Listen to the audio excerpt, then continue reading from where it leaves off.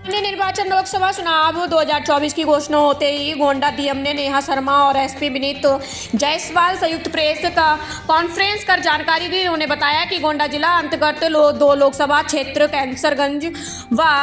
कैसरगंज व गोंडा आते ही दोनों लोकसभा क्षेत्र में 5वें चरण में 20 मई को चुनाव होना है। जिला निर्वाचन अधिकारी नेहा शर्मा ने बताया कि इस समय जनपद 25,32,566 मतदाता हैं, जिसमें 13,50,000 89 पुरुष एवं 11,82,382 महिलाएं व 95 ट्रांसजेंडर मतदाता हैं। पुलिस ने अधीक्षक ने बताया कि पारदर्शी व भय मुक्त शांतिपूर्वक निर्वाचन के लिए अर्धसैनिक बलों की तैनाती की जाएगी। सोशल मीडिया पर अनैतिक गतिविधियों पर नजर रखते हुए विधि सम्मत कार्रवाई की जाएगी। सोशल मीडिया पर की गई तरह की धार्मिक सांप्रदायिकता फैलाने, मतदाताओं को प्रलोभन देने वाले मीडिया पर सेल द्वारा नजर रखी जा रही है। यदि किसी के द्वारा इस तरह आचार संहिता का उल्लंघन किया जाता है तो उसके खिलाफ कानूनी कार्रवाई की जाएगी। यार पीछे साइड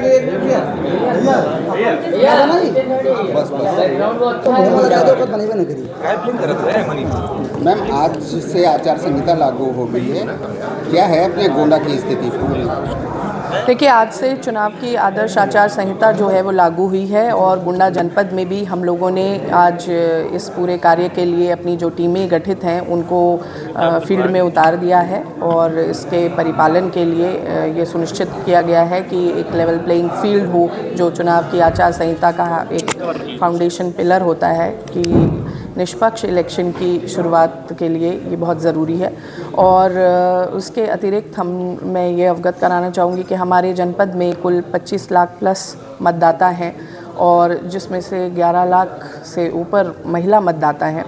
और ये एक ऐसा नंबर है जिसमें युवा संवर्ग और हमारे सेंटिनेरियन और 80+ वोटर्स भी हैं, तो बहुत ही बड़े तरीके का एक इंक्लूसिव इलेक्टोरल रोल है। और गोंडा जनपद का जो इलेक्शन का डेट है वो 5वें चरण में शेड्यूल हुआ है। हम लोग 20 मई को पोलिंग की हमारी जो डेट है वो है और इसके लिए सभी तैयारियां जो है पूरी मजबूती से कर ली गई हैं।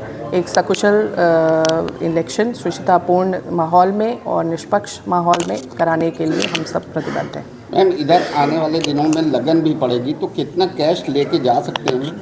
देखिए, कैश लिमिट्स जो हैं वो 50,000 की लिमिट है, निर्धारित है गाइडलाइंस में, लेकिन इसको लेकर के पूरी तरीके से मैं चाहूँगी कि एक माहौल ये जो है इलेक्शन का, उसमें इस बात को आप सबके माध्यम से क्लैरिटी से रखा जाए और लोगों का उत्पीड़न ना हो, लोगों को किसी प्रकार की समस्या ना हो, तो वे अपने जो भी कैश मूवमेंट कर रहे हैं उसके संदर्भ में जो बिल्स हैं, उसके संदर्भ में जो उनका उसके विड्रॉल्स की स्लिप्स हैं या बैंकिंग ट्रांजैक्शन है, तो बैंक से संबंधित जो दस्तावेज़ हैं वो ज़रूर अपने साथ लेकर चलें ताकि उन्हें किसी भी प्रकार की अनावश्यक दिक्कत ना फेस करनी पड़े। मैम, जिनकी ड्यूटी लगेगी, कुछ ऐसे भी हैं जो कॉन्ट्रैक्ट बेस पे हैं, तो ऐसे लोगों को भी चुनाव में लिया जाएगा?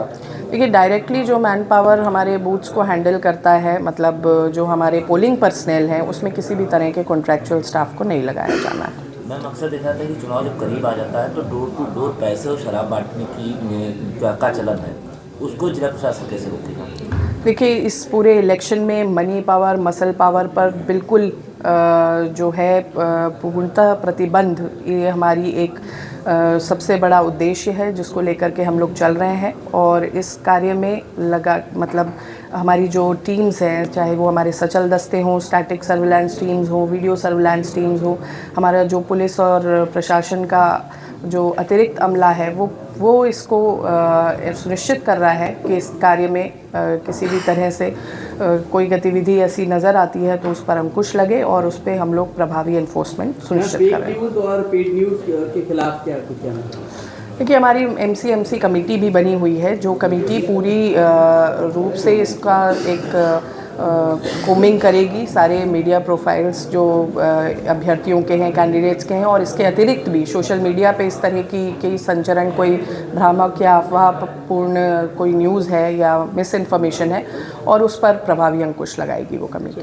डिजिटल ट्रांजैक्शन जो इलीगल होंगे इस चुनाव में, उस पर प्रशासन की नज़र कैसे रहेगी? डिजिटल ट्रांजैक्शंस को लेकर के सेंट्रलाइज्ड मॉनिटरिंग है, तो ये सेंट्रल लेवल पर ही देखा जा रहा है, बट हम लोग भी अपनी तरफ से जो हमारे बैंकिंग ट्रांजैक्शंस हैं उनके सस्पिशियस विड्रॉल्स इत्यादि पर लोकल लेवल पर हम लोग देखेंगे। मैम सीनियर सिटीजन जो पर नहीं आ सकते हैं उनके लिए क्या है? सीनियर सिटीजन्स के लिए एक विकल्प है कि वे अपने होम वोटिंग का एक विकल्प है, जिसको लेकर के जो निर्वाचन आयोग है उसने अपने एक व्यवस्था बनाई है।